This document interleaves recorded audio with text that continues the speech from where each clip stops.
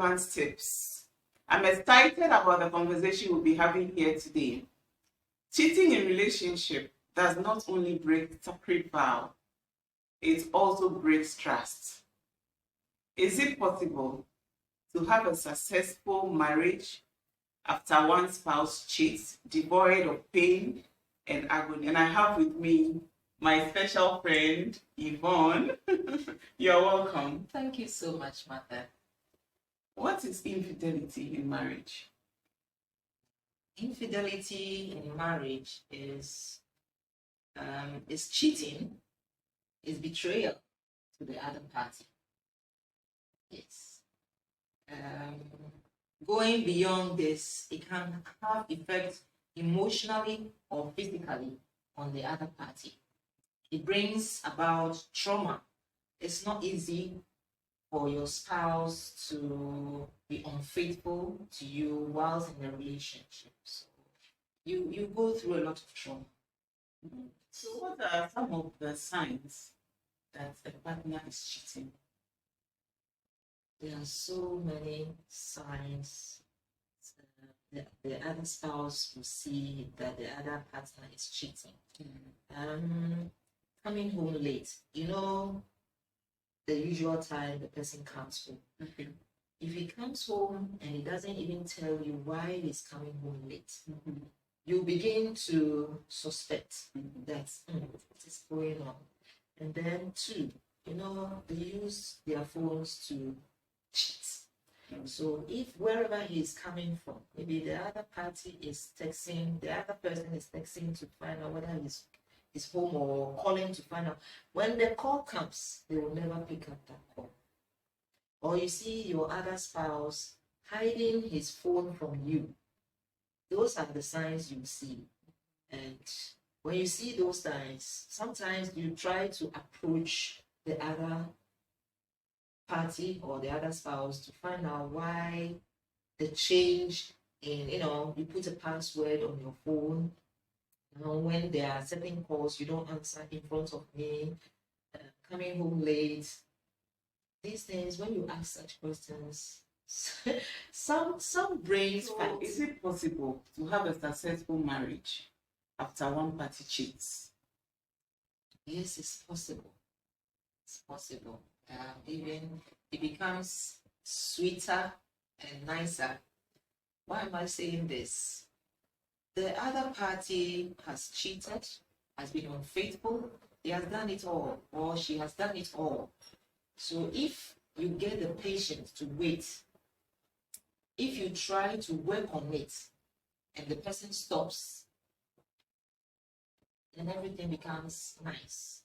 So it's the rest of your life is going to go around the two of you, So the best thing is to put it behind you. The best thing, it's not going to be. Wow. So how do you put it behind you? Well, putting these things behind you is not an easy task. You have to, don't even think of your other spouse doing it. Don't think of it. Putting it behind you means doing things that will not make you dwell on the infidelity or the unfaithfulness or the cheating of your other spouse. Don't dwell on it. Dwell on other things.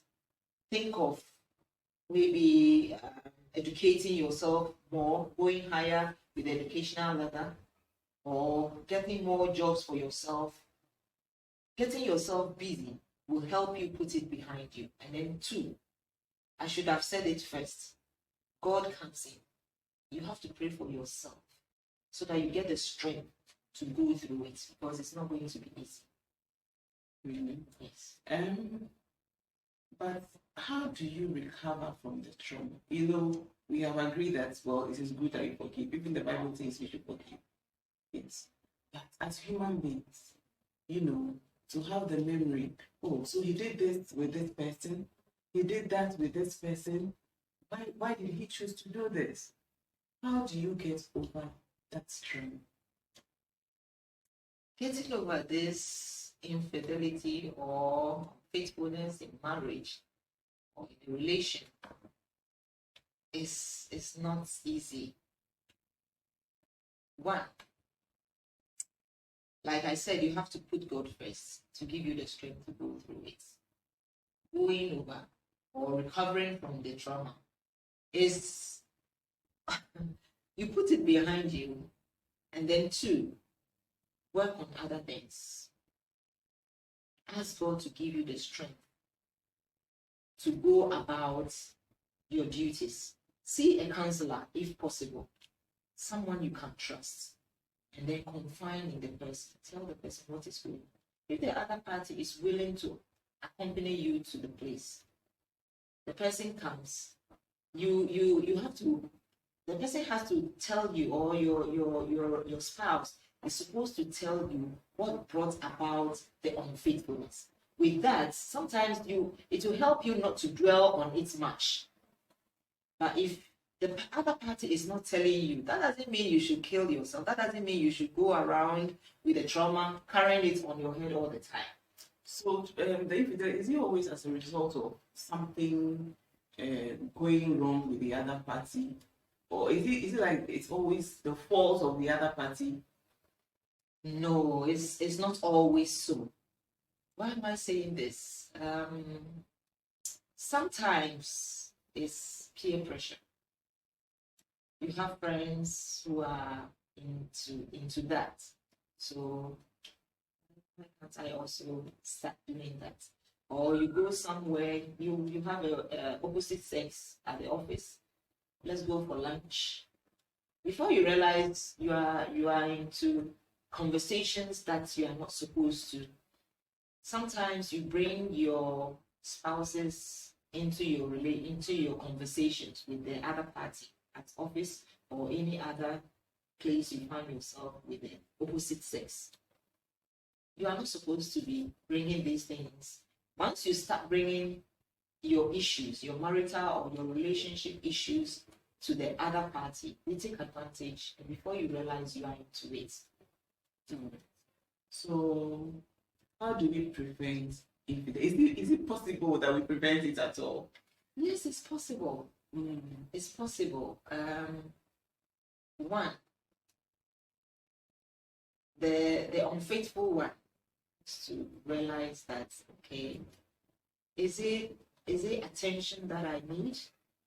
Is it intimacy that I need? Is it sex that I need? What should I do?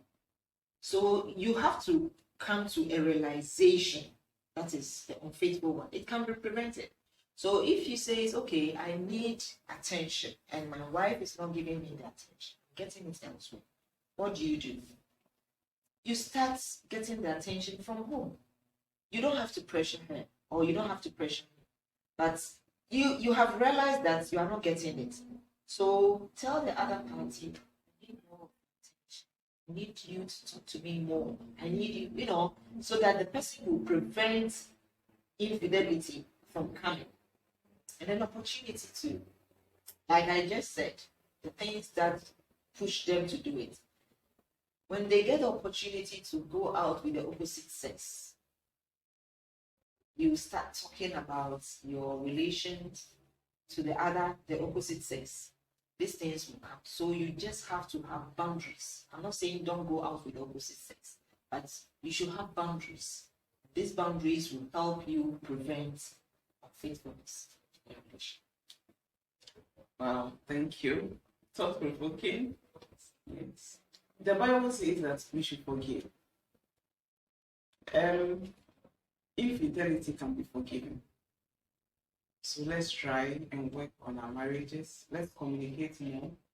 Let's share our needs so that we can have longer, enjoyable, and lasting relationships. Thank you. Thank you so much. Thank you so much for coming. Thank you so much. If you enjoy our conversation, like, comment, and share to your friends. Thank you.